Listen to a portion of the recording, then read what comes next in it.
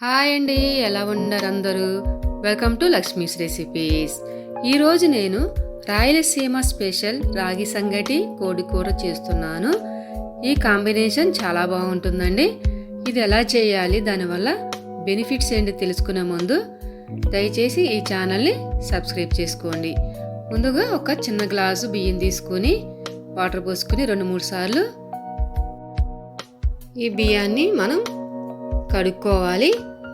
ఇట్లా కడిగిన తర్వాత కొన్ని వాటర్ పోసి ఒక ½ అవర్ ఈ రైస్ని నానబెట్టుకోవాలి. ఒక గ్లాసు బియ్యానికి 1½ గ్లాస్ రాగి పిండి తీసుకుంటే సరిపోతుంది.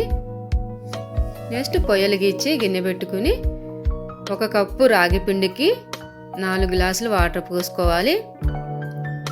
ఇట్లా వాటర్ పోసిన తర్వాత మనం ఈ వాటర్ బాయిల్ అయిన తర్వాత ముందుగా నానబెట్టుకున్న రైస్ కూడా వేసుకుని ఉడికించుకోవాలండి.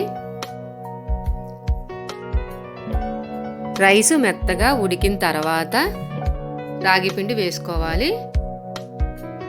రాగిపిండి వేసి కలపకూడదండి, మూత పెట్టుకోవాలి. మూత పెట్టుకుని ఒక 2 మినిట్స్ ఉడికించుకోవాలి.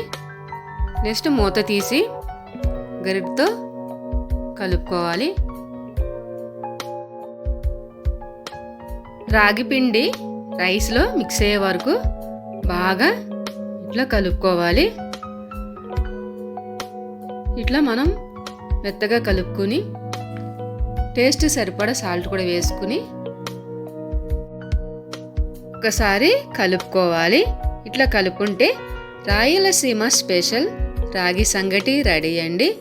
ఒక గిన్నె తీసుకుని కొంచెం నెయ్యి వేసి ఇట్లా అప్లై చేయాలి గిన్నెకి. నెక్స్ట్ రాగి ముద్ద తీసుకుని ఇట్లా బాల్స్ కింద చేసుకుంటే మనం తినే టయానికి ఈ బాల్స్ చల్లారవండి. చూసారు కదండి, ఈ రాగి సంగటిలోకి చికెన్ కర్రీ కానీ, ఫిష్ కర్రీ కానీ, సాంబార్ కానీ లేదా చట్నీతో తిన్నా చాలా బాగుంటుందండి. రాగుల్లో పుష్కలంగా ఉండే కాల్షియం ఎముకలను, కండరాలను, దంతాలను దృఢంగా గట్టిగా ఉండటానికి తోడ్పడుతుంది.